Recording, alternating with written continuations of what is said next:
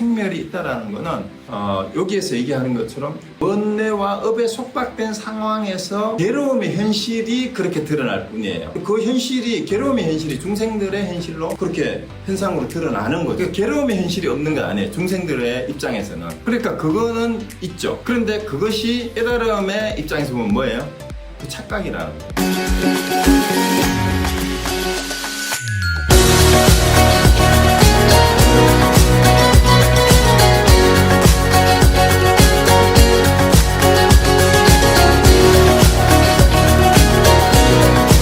초기불교 연기설에서는 세계의 생성 변화가 아닌 괴로움의 발생 소멸을 이게 또 계속 반복하는 거예요. 계기적 가생일 뿐이에요, 연기설은. 그래서 제법의 상호관계나 상호의존성 입각에서 무아의 의미로 도출한 내용은 없어요. 그래서 상호의존이란 말은 아비달마 논사들에 의해 부각된 것으로 붓다가 가르친 원래 연기와 관련이 없어요. 근데 이것을 일본 학자들, 특히 한국 학자들은 일본 유학 갔다 온 이런 사람들이 자꾸 일본 사람들이 구사론이나 이런 거를 가지고 이 체계화 시켜놓은 연기설의 내용, 삼세양중인가설, 상호의존, 이 연기를 아예 일본 학자들 중에 상당한 사람들이 상호의존, 상호상관성 뭐 이런 식으로 설명을 하는 사람들이 굉장히 많고, 우리 동국대학교의 학자들 가운데 또 일부 철학가의 불교 철학을 전공한 학자들이 일본 유학파들이 많아요. 이 사람들이 동국대학교에 자리를 잡고 있어서 거기에 교육을 받은 스님들이나 많은 불교학과 출신들이 자기도 모르게 그 얘기를 자꾸 하고 있습니다. 그게 한국 불교계에서 자꾸 무아 연기설을 주장을 하고 이제 삼세 양주인가설이 마치 진리인 것처럼 가르치는 이유도 거기에 있습니다. 그래서 그런 영향을 초기 불교에서부터 이제 북파불교, 대승불교, 선불교에 이르기까지의 이제 시대적 상황이라든가 또 교리의 발달 과정, 그 다음에 중국, 한국, 일본을 거쳐서 왜 일본은 일본대로 또 그런 걸 주장하는 이유가 있어요. 나름대로 자기들 철학을 이제 이렇게 자기들 입장을 더 공고하게 하려고 하는 그런 것들 때문에, 그런 과정에서 교리들이 교리를 정리하는 사람들이 그때 당시 시대적 상황이나 자기들을 부파에, 또 요즘은 부파가 아니라 학교의 학파에 이해관계들이 거기에 얽혀 있어요. 그래서 이제 그런 논리를 확대시키면 이제 제도권에서 어떤 주장을 하고 어떤 주제를 가지고 논문을 쓰면 아예 학위를 못 받는다라고, 예를 들면 이제 우리나라 고대사를 연구하는 사람들이 한단고기를 언급하면은 제도권에서는 아예 얘기가 안 되잖아요. 그리고 그 다음에 그렇지 않음에도 불구하고 서울대 사학과에 무식이하고 고대 누구죠? 그 제자들이 지금 이제 서울대 고대 출신의 역사과를, 국사과를 막 잡고 있어요. 근데 그 사람들이 일제시대 때 식민사관의 입장에서 정리해놨던 한국사에 대한 내용들을 비판을 하면 자리를 못 잡아요. 그러니까 이제 올바른 주장을 그 밑에 들어가서 할 수가 없는 거예요. 그리고 일부 최근에도 논란이 되는 그 이상한 사람들이 있죠. 서울대 안명직 교수하고 그 제자 누구죠? 이호철, 그 다음에 연세대 사학과의 유석춘인가? 이런 사람들이 그 위안부에 대한 발언을 일본을 옹호하고 이상한 발언했던 그 하버드 대학에 그 교수를 옹호하잖아. 그 사람들이 일본 유학 가서 일본 돈 받아 먹었다는 설이 있어요. 사실인지 아닌지. 일본의 교환교수라고 해서. 자기들이 이해관계하고 자기들이 평생 논문 써온 거 이런 것들의 기반이 이런 거하고 관계가 있는데, 불교계 안에서는 그런 게 없을까요? 있을까요? 없을까요? 여러분 판단이 맡깁니다. 그러면 이 학자들의 그 주장은 사실은 수행해서 체험을 한 사람이 아닌 사람들의 그 주장은 가려서 볼 필요가 있습니다. 그런데 시중에 나와 있는 책 대부분이 그런 사람들이 쓰는 책들이에요. 불교 개론서들부터 70-80%가. 제가 좀 가격하지만 불교 개론서 가운데 시중에 나오는 게 70-80%를 정말로 다 소각시키고 뚜렷하게 버려야 돼요. 그런 책들이 너무나 범람하고 있어요. 그래서 그 이유가 뭐냐면 이론과 수행을 겸비한 학자들, 또 그것을 겸비한 수행자들, 스님들이 극소수예요. 극소수고 절대 다수가 그런 논문이나 그런 책을 내면서 학파를 형성하고 있어요. 그 부파불교가 아니라 이제 제도권의 학파가 되어버렸죠. 그래서 끼리끼리 승가도 마찬가지고 학계도 마찬가지로 이 공고한 자기들의 그 틀을 형성하고 있어서 자기들끼리 그 주장을 인정해 주는 거예요. 그냥 서로 그렇게 주장할 수도 있지.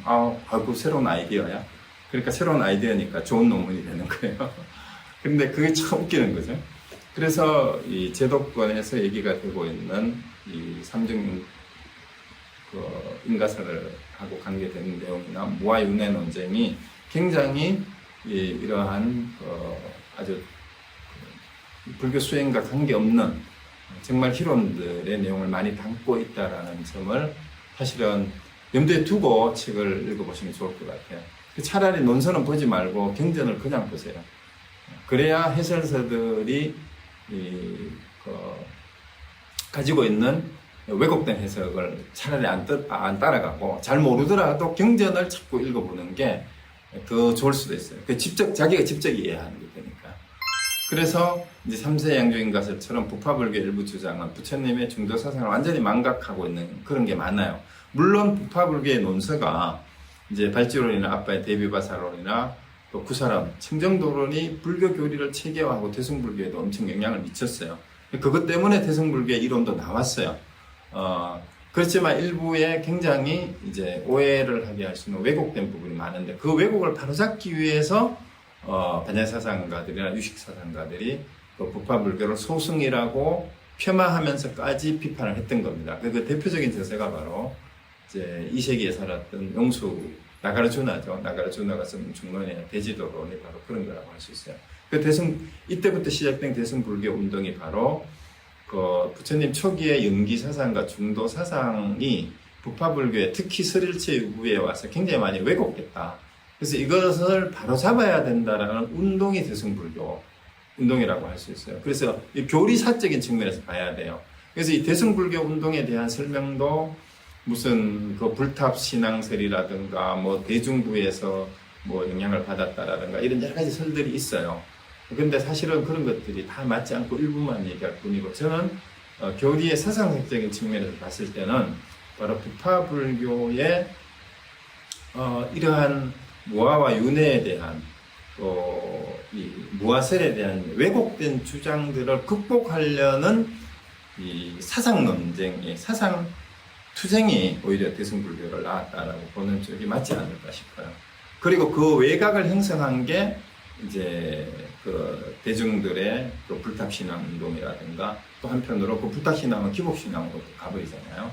이런 것들이 이제 대승불교에 같이 이제 스며들게 되는 거죠. 그래서 전체적인 그런 역사적인 맥락 속에서 불교 교리의 발달의 전개 과정을 이끌 필요가 있다는 생각입니다. 그래서 오늘 중론이 어떻게 그러면은 초기 불교의 무아설하고 연기설을 잘 설명하고 있는가 하는 것 이제 대표적인 몇 구절만 봤는데 중론이 굉장히 어렵다고 그러는데 몇 년 전에 중론을 같이 우리가 공부할 기회가 있어서 몇 분들은 같이 공부한 분이 있는데 중론은 정말 혼자 보기는 굉장히 어려워요. 그래서 같이 공부했는데도 많이 어렵다고 했는데 제가 같이 공부했는 분들 처음에는 너무 뭔 말인지 모르고 헷갈린다고 읽으면 읽을수록 더 모른다고 그러는데 한 권을 다 떼고 해석론까지 하고 나니까 중론이 재밌다고 얘기하는 분들이 있었어요.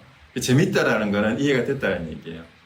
중론의 이제 편제에 따라서 어떤 책에는 관인연품에 속해 놓는 책이 있고 어떤 책은 편집을 관인연품은 요 뒷부분부터 편집을 해서 기경계라고 따로 앞부분에 해놓고 관인연품을 따로 편집을 한 책도 있는데 어쨌든 이게 중론의 첫 번째 문장이에요. 첫 구절이에요. 그래서 불생, 불멸, 불상, 불단, 불일, 불이, 불내, 불거 요거를 이제 그 중론의 8불이라고 하죠. 요게 다예요, 사실은. 요 내용을 구체적으로 다시 설명하는 게 중론의 내용이라고 볼 수 있습니다. 그래서 불생불멸은 우리가 생도 없고 생겨나지도 않고 멸하지도 않고 이게 당연히 생하지 않았으니까 멸할 게 없는 거죠. 그리고 항상 하는 것도 아니고 끊어지는 것도 아니고 단절도 아니고 그리고 하나도 아니고 다른 것도 아니고 오는 것도 아니고 가는 것도 아니고 불례불거라고 해요. 출자 대신에. 거로 번역하는 책도 있어요. 그리고 이런 인연법을 말씀하시오. 온갖 희론을, 여기서 희론이란 말이 나오잖아요. 온갖 희론을 잘 진멸시키시도다. 누가? 부처님이. 그래서 이제 초기 불교에 대한 게 예경이에요, 예경. 부처님이 설법하시는. 그러니까 부처님이 예배하는 모든 설법 가운데 제일이다라고 이제 나가르주나가 이렇게 얘기를 한 거죠. 나가르주나가 이제 대승불교의 아버지라고 하고 제2의 부처다라고 얘기하는 분이 바로 이 대승불교에서는 용수대사, 용수보살 혹은 그렇게 부르죠. 그 다음에 관념연품은 또 이런 말이 나와요. 모든 법을 스스로 생하는 것도 아니고 다른 것으로부터 생하는 것도 아니며 그 양자에서 함께 생하는 것도 아니고 아무 원인 없이 생하는 것도 아니다. 그러므로 무생이다. 그러니까 어떤 원인을 이유가 없어요. 그냥 무생이에요. 그냥 무생이에요. 그 불생불멸에 대한 설명을 이런 식으로 구체적으로 이제 풀이하는 거죠. 그리고 그 밑에 있는 게 내용이 더 재미있어요. 제 법의 자성이 연 가운데 조건이라는 데 있잖아요. 연에 있지 않듯이 자성이 없기에 타성도 없다라는 거예요. 자성이 없기에 타성도 없다. 그 얘기입니다. 그래서 아트만이 없기 때문에 인상도 있을 수가 없어요. 그래서 아상, 인상, 중생, 수자상은 무아임을 알면 아상이 없으면 저절로 인상, 중생상, 수자상이 있을 수가 없어요. 그건 타성이거든요. 네, 그렇습니다. 그 다음에 업은 연에서 생하는 것도 아니고 연이 아닌 것에서 생기하는 것도 아니다. 그러므로 능히 업을 일으키는 자는 없다. 이게 아까 나왔잖아요. 업보는 있지만 작자는 없다라는 얘기를 그 밑에는 여기는 업도 없다 그래요. 업도 없고 짓는 자도 없는데 어떻게 업이 그 가보로 생각합니까? 이거는 아까 제1위 공경에서 업보는 있지만 작자는 없다라는 말을 부정하는 것 같죠? 근데 그 부정하는 게 아니라 그거를 더 분명하게 얘기하는 거예요. 아까 얘기했지만 업보가 뭐예요? 업을 짓는 자도 없는데 어떻게 업이 그 가보를 생각하겠는가 했는데요. 업도 없고 업보도 없어요. 이 말이 뭔 말입니까? 업이라는 실체가 없다 이 말이에요. 업이라는 실체가 없는데 없는 것에서 어떤 결과가 있겠느냐 이 말이에요. 이거는 업보는 있지만 작자는 없다라는 말은 이제 현상계에서 번뇌를 가진 사람들이 업을 지으면서 그 가보로 인해서 기뻐하고 괴로워하는 윤회의 모습, 그거를 그냥 업보는 있다고 얘기를 했는데 사실은 그 업이 뭐예요? 실체가 없는 거다 이 말이에요. 그 업이라는 것이. 왜? 오온에서 색수상행에서 행이든 아니면 무명에서 행이든 업이라는 게 뭐예요? 업을 행을 업으로 자꾸 보잖아요. 그러면 행이라는 게 뭐예요? 행이 업이면 무명에서 나온 게 업이잖아. 그럼 그게 있다고 할 수 있어요? 업이 없어요. 그러면 아까 제1위 공경에서 업보는 있지만 작자는 없다라는 얘기를 여기에 비추어서 해석을 다시 해봐야 된다. 그래서 그걸 잘못 해석을 하니까 업보를 윤회로 해석한 거예요. 그게 아니에요. 그러니까 거기서 앞에서 봤지만 눈에 대한 업을 얘기하는데 눈이 인연하합으로 인해서 짓는 업이 드러나는 것을 업보가 있다라고 말한 것 뿐이에요. 현상계에서 괴로움이. 괴롭다. 괴로운 일체계고다라고 하는 거는 일체계고라는 현상이 거기에 있는 것을 얘기하는 것일 뿐입니다. 그걸 업보로 표현했을 뿐이에요. 제1위 공경에서는. 그래서 앞뒤 문맥을 잘 보고 해야 됩니다. 그런데 사실은 업이라는 건 실체가 없다라는 거예요. 왜? 12연기로 보더라도 그건 무명으로 인해서 생긴 거거든요. 그래서 그거는 무명이 없으면 업도 없습니다. 그러니까 업이 없는데 업의 가보가 있을 수 있겠는가 이 말입니다. 그래서 만일 그렇게 가보가 존재하지 않는다 어떻게 가보를 받는 자가 가보가 없는데 가보를 받을 사람도 없죠 당연히. 그 얘기예요. 그래서 이 용수의 중론은요 엄청나게 논리적이에요. 그래서 그 김성철 교수는 그 중론의 해설서의 제목을 논리에 의한 해탈, 논리로부터 해탈. 논리로부터 해탈, 논리에 의한 해탈인데 논리로부터 벗어나기 위해서 논리로서 논리를 벗어난다라는 그런 뜻입니다. 그 중론의 어려운 이유가 이 논리를 잘못 따라가게 되면 헷갈려서 그래요. 그런데 제가 말씀드렸던 수미상 공안을 이해를 하면 그 논리가 당연히 그럴 수밖에 없다는 걸 이해를 하게 됩니다. 그렇지? 제가 강의하면서 한번 내드린 적이 있는데 그 화두를 한번 깨쳐보세요. 수미상 공안을 보면 논리로부터 해탈한다는 게 어떤 건지를 알게 됩니다. 그 다음에 간법품에는 만일 자아가 오음이라면 이게 오온이죠. 오온이라는 자아는 생멸하게 된다. 그러니까 내가 아트만이 내가 오온이 자아라면 이 말이에요. 오온은 생멸이 있잖아요. 그런데 만일 자아가 오온과 다르다면, 이게 아니라면 이 말이에요. 오음의 상이 아닐 것이다. 그러니까 당연히 자아가 없다라는 거죠. 그 다음에 그 밑에는 만일 자아가 존재하지 않는 것이라면 어떻게 나의 것이죠? 내가 없는데 나의 것이 있을 수가 없죠. 그러니까 나와 나의 것이라는 생각이 없어짐으로 무아의 지혜를 얻었다. 이 중론의 내용이에요. 그러니까 무아 사상을 철저하게 논리적으로 군더더기 남기지 않고 다 이렇게 뒤집고 또 뒤집어서 잘라버리는 겁니다. 그 다음에 열반은 또 설명하는 게 있어요. 획득돼 얻을 수 있는 것도 아니고 이 말이죠. 도달되는 것도 아니에요. 그러니까 무지란 말입니다. 그리고 단멸된 것도 아니고 상조하는 것도 아니고 발생하는 것도 아니고 소멸하는 것도 아닌 것. 이게 이제 앞에서 8가지 다 얘기를 했는데 그게 바로 열반이에요. 불생불명 불상부단 불일불이 불내불고 이게 열반이에요. 그것을 열반이라고 한다. 그 열반은 존재라고 할 수 없어요.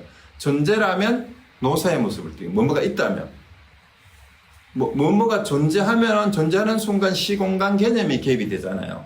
시간적으로 있고 공간적으로 있어요. 그러면은 시간의 흐름과 공간의 결합이 돼가지고 반드시 쇠퇴하고 성장하고 쇠퇴하는 과정을 거쳐요. 그래 노사가 소멸하는 과정이. 뭔가 생하면은 반드시 노사가 있죠. 노사의 모습을 떠난 존재는 전혀 없어요. 그러니까 열반은 어떠한 존재라고 할 수 없어요. 그러니까 열반을 뭐라고 설명하려고 하지 말아요. 이게 언어의 길이 끊어졌다라고 얘기하는 겁니다. 설명할 수 없어요. 그 말입니다. 그 다음에 이제 간사견품이 마지막 결론인데요. 그처럼 과거세가 내게 있었다 없었다 있으면서 없었다 있지도 않고 없지도 않았다는 게 이것은 모두 옳지 못하다. 그리고 과거세가 있다 없다 하는 게 전부 다 뭐예요? 옳지 않다라는 거예요. 그럼 전생은 있어요 없어요? 전생을 믿습니까? 믿는다 해도 옳지 않고 안 믿는다 해도 옳지 않다라는 얘기예요. 그렇죠? 있다고 해도 옳지 않고 없다고 해도 옳지 않다라는, 있지도 않고 없지도 않다라는 말은 말이 안 되니까 말이 안 돼요. 그래서 내가 미래세에 존재할까 존재하지 않을까 이처럼 보는 것은 모두 과거세의 경우가 동일하다. 그럼 미래세에 대해서도 마찬가지라는 얘기죠. 자, 그러면 도대체 뭐 있다는 말이야 없다는 말이야? 뭔 말이에요? 있는 것도 아니고 없는 것도 아니단 말이에요. 그 어떠한 견해도 옳지 못하다는 거예요. 그 어떠한 견해도. 열반에 대해서. 왜요? 왜 그럴까요? 열반은 일체 모든 견해가 소멸된 게 열반이에요. 그러니까 열반은 뭐뭐다라고 하면은 어떻게 돼요? 다 틀렸어요. 왜? 열반은 뭐뭐다라고 할 수 없는 게 열반이거든. 근데 또 이런 말이에요. 열반은 뭐뭐라고 할 수 없다라는 것이 열반이다. 이렇게 말을 하면은 그것도 또 하나의 정의잖아. 그러니까 그렇게 말하는 것도 말이잖아. 그런 말 아니야. 이렇게 이제 우리가 늘어질 수 있어요. 여기에서 그 논리로부터 논리를 벗어나는 거를 이제 아시면은 그거는 논리를 벗어나게 한 논리다. 그럼 그거 역시 쓸데없는 말이기는 하지만 말 없는 말이라는 걸 말로 해야 되니까 그 말을 할 수밖에 없는 거예요. 그래서 연기법에서 말하는 생노사의 윤회는 무명으로 인한 착각이 이제 실제가 아니라는 게 연기법이에요. 왜 무명으로 인해서 생노사가 있다 그랬잖아요. 그럼 생노사가 착각이면 윤회에 대해서 고민할 필요가 있어요 없어요? 뭐만 하면 돼요?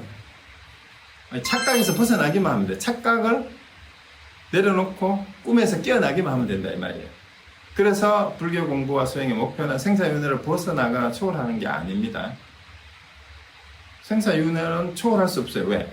생사윤회를 있다고 상정을 해버리면 벗어날 수 없어요. 생사윤회가 있기 때문에 있는 걸 벗어날 수 없어요. 왜요? 생사가 있다라고 상정을 해버리면 어떻게 돼요? 생이 있잖아. 그럼 사는 멸이잖아. 그 멸을 어떻게 벗어나요? 생이 있는데. 그러니까 벗어난다는 말이 안 돼, 논리적으로. 그 초월은 생사가 있는데 그걸 초월할 수 있어요? 있다면 초월할 수 없어요. 벗어날 수도 없어요. 그래서 생사윤회는 벗어나거나 초월하는 게 아니고 본래 없다라는 걸 깨닫는 거예요. 본래 없다라는 말이 뭔 말이에요? 본래 없다라는 말이에요. 그럼 착각이란 얘기예요. 착각. 근데 본래 없다라는 것은 무슨 말이냐? 생사가 본래 없다는 것을 깨달아야 된다. 이러니까 또 이 똑똑한 학인들은 그냥 있지 않아요. 그럼 참으로 생사윤회가 참으로 없다는 말입니까? 이러니까 또 어느 선사는 참으로 없으면 없다는 말도 못하는 법이지. 이렇게 또 얘기를 해요. 자, 여기에서 여러분이 논리로부터 벗어나는 걸 이해를 하셔야 돼요. 참으로 없으면 없다는 말도 못하는 법이다. 자, 그러면 없다는 말이에요? 있다는 말이에요? 자, 그게 바로 공사상에서 가르치고자 하는 공을 말하면, 없다를 말하면 없다는 상에 또 떨어져. 공을 말하면 공상에 또 떨어져. 그걸 벗어나기 위해서 할 수 없이 붙이는 말이에요. 할 수 없이 붙이는 말이니까 그걸 말 없는 말이라고 하는 거예요. 그래서 논리로부터 벗어나기 위한 논리일 뿐이에요. 그래서 여러분 중론을 공부를 해보면 이 선사들의 선문답을 감을 잡을 수가 있어요. 그래서 이게 왜 초기 불교에서부터 이 부파불교를 거쳐서 대승불교, 특히 반야사상 유식을 거쳐서 이제 화엄사상, 그 다음에 선불교가 나중에 이렇게 등장을 하느냐 하면, 자, 반야사상이 부파불교가 초기 부처님의 가르침을, 무아와 연기의 가르침을 왜곡한 것을 비판하면서 등장한 게 반야사상이고 유식사상이라면, 또 그것이 도파 하엄 사상으로 오면서 기복신앙화하고 또 실체화돼. 그것을 다시 까버린 게 선불교다. 저는 그렇게 봅니다. 그래서 이게 또 되는데, 또 그 선불교의 또 하두가 또 하나에 흥해하던 무슨 이상한 그게 돼가지고 가나선이 최고고 나머지는 또 아니고 이런 식으로 또 아상을 가지고 하도 하나도 깨쳐보지도 못했으면서 그런 사람들이 있어요. 아니면은 반대로 한국 불교는 가나선 때문에 다 망쳤다. 이렇게 얘기하는 쪽도 마찬가지죠. 그 양쪽이 다 지금 또 가나선도 또 새롭게 극복돼야 될 상황에 직면한 그런 상황이 그런 식으로 드러나는 것이다 라고 볼 수가 있습니다. 그러니까 그 반작용으로서 다시 위파사나를 한다 이런 얘기도 또 얘기가 되고 있는데, 사실은 수행을 해보면은 결국은 어디로 돌아가야 돼요? 모든 종교운동은 기독교든 불교든 그 외에 어떤 역사의 새로운 종교운동은 항상 초기 가르침의 본래 가르침이 뭐였나라는 독보적인 성향을 띌 수밖에 없어요. 새로운 종교운동. 왜? 원래 가르침은 그런 게 아닌데 라고 주장을 하잖아요. 원래 가르친 게 뭔데? 그러니까 부파불교에서 각자가 자기 파가 부처님의 진짜 가르침이 이런 거야. 그 대승불교에서 공사사에서 부처님 원래 가르침 그런 거 아니야 라고 이제 중론에서 이렇게 얘기를 하잖아요. 그러다가 대승불교 교리가 또 막 이제 부파하엄 사상이 또 막 근접해지니까 선불교에서 부처님 가르침 그런 거 아니야 라고 얘기하는 게, 사실은 새로운 종교운동은 항상 그래서 근본주의적인 복고운동에 성향을 띠는 게 그래서 그렇습니다. 그럼 끊임없이 좀 우리가 공부를 하는 거는 원래의 가르침이 뭔지, 우리 개인으로 돌아봤을 때는 원래 초심에서, 우리 초심이 중요하다는 얘기 저는 한 적이 있어요. 제일 처음에 공부를 하려고 했던 의도가 뭔지, 이런 것들을 항상 되돌아가는 이유가 거기에 있습니다. 그래서 이제 연기법이 많이 어렵다라고 얘기를 하시는데, 사실 연기법이 제가 생각하기에는 가장 불교의 핵심적인 교의예요. 그것이 쭉 대승불교까지 연결된 초기불교에서 대승불교를 이렇게 쭉 연결시키는 핵심적 교의가 저는 연기법이라고 봅니다. 그래서 그 안에서 이제 삼법인가 사생제도 연결되고, 그 외에 37조도품이라는 여러 가지 이제 그 교리의 내용들, 이제 사서법이라든가 심지어는 그 사념처, 위파사나, 그다음 가나선에 이르기까지 연기법을 바탕으로 일관된 부처님의 초기불교의 가르침을 굳건하게 지지하고 있고, 그 부분을 끊임없이 일깨우는 것이 바로 핵심이다. 저는 이제 그렇게 보고 있습니다. 그래서 많은 이제 겉으로 보기에는 논리적인 차이가 있는 것 같지만, 사실은 초기 불교의 연기의 가르침이 이제 공사상에서 반야사상에 다시 한번 분명하게 드러나고, 그 다음에 선불교에서 또 분명하게 드러난다. 저는 그런 입장에서 이제 전체적인 흐름을 이렇게 보고 있고요.